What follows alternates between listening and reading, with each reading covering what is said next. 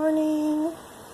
I just wanted to give you a quick little glimpse of this process. I'm melting down comb into beeswax, and I want to show you the difference between this kind of comb, which is several years old. It's a little bit, it's hard, really hard, very stiff, whereas there's this stuff that's only been used 1 year, and that contained a lot of honey. This stuff is probably comb that was used for brood. Anyway, because it's been used many times, several years.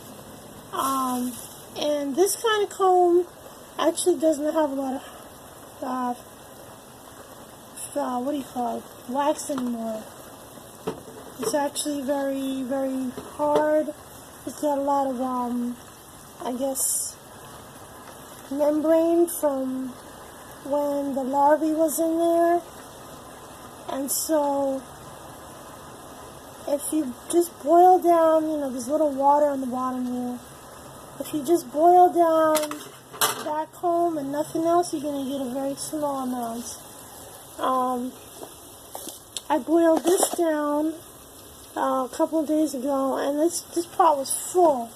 It was full of that brown, dark brood comb, and it came to like nothing. So I still have a bunch of this stuff in here. I'm gonna just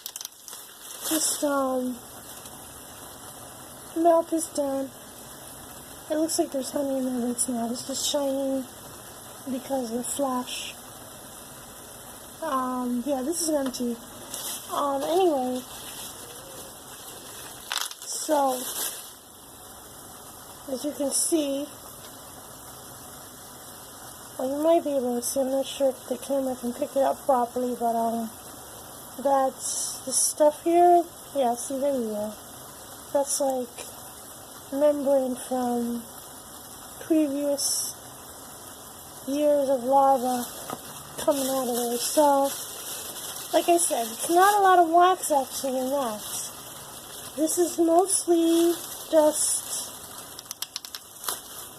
membrane at this point in time, but there's still a little bit of wax in there. So I'm gonna boil it down and see what happens. See how much I can get out of it. In the meantime, there's still a good amount. Like this stuff is a little lighter. It's maybe only a couple years, and then there's some beeswax in here that it's pretty new, so it's gonna yield a lot of wax. So anyway, I'm gonna shut off the camera for a minute because I can't really do this one-handed. I'm sorry, I lost the footage. I've seen all kinds of cool things too. I hate when that happens. But anyway, so what happened, what transpired previously is that I had the melted beeswax with the dregs, in this pot, and then I strained it out over here. This is a wire mesh that I had left over from when I made my chicken coop, and but it's a very good way to strain the wax. So anyway, so there's water in there, and I had the boiling water. After I poured in the wax with the dregs, I strained it out, and then I poured that boiling water in here, to kind of wash out the last of whatever wax was lingering.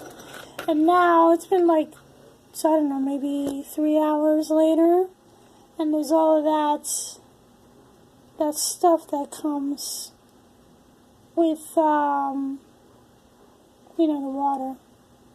So I'm just going to pour it out. I haven't found that this water is useful for anything. Maybe somebody will inform me later on. I think I said before that I tried to use the water as fertilizer, but then when you pour it on top of the plants, or the soil anyway, the soil becomes a little bit waxy, and then it makes water, you know, thereafter difficult to be absorbed easily into the soil, so I don't use this anymore. But anyway, so yeah, so as you can see, the wax is very yellow. Yeah, I wanted to show you this other thing. Oh, this is better light too. So, I have over here, this is wax that I had melted previously. This is new wax, so, you know, I think I was showing you that, the old wax, you know, with the old cone makes this very yellow wax. I think it's mostly from the pollen and, you know, the remnants from the membrane. So you can see this newer wax, which probably only held honey for 1 year, is very much, it's almost white. It's a very pale yellow compared to this old cone honey. So I'm going to try to pry this out of this, I don't know if it's going to come. Probably not going to be able to do this with one hand, so I'm going to pause for a minute. Alright, so I got it out. Yeah, this is the bottom side. This stuff on the bottom is actually propolis. Propolis. So yeah, it dries, you know, to kind of a pretty pale, not pretty, but fairly pale, sandy color. You know, I've seen people do this procedure, you know, with processing the beeswax. They, you know, they might scrape the stuff off or kind of cut it off with like a hot knife. But apparently this stuff is actually pretty good for health benefits. I've never used it myself, but you know, it can be used internally, I guess. Anyway, I mean, I have a bunch of these little propolis things kicking around the house. I don't know what to do with them. So I'm just going to scrape this off, you know, and then I'm going to probably remelt the wax and mold it. So, but I think that's it for now. I'm not going to do this right now. I think I'm going to wait until I finish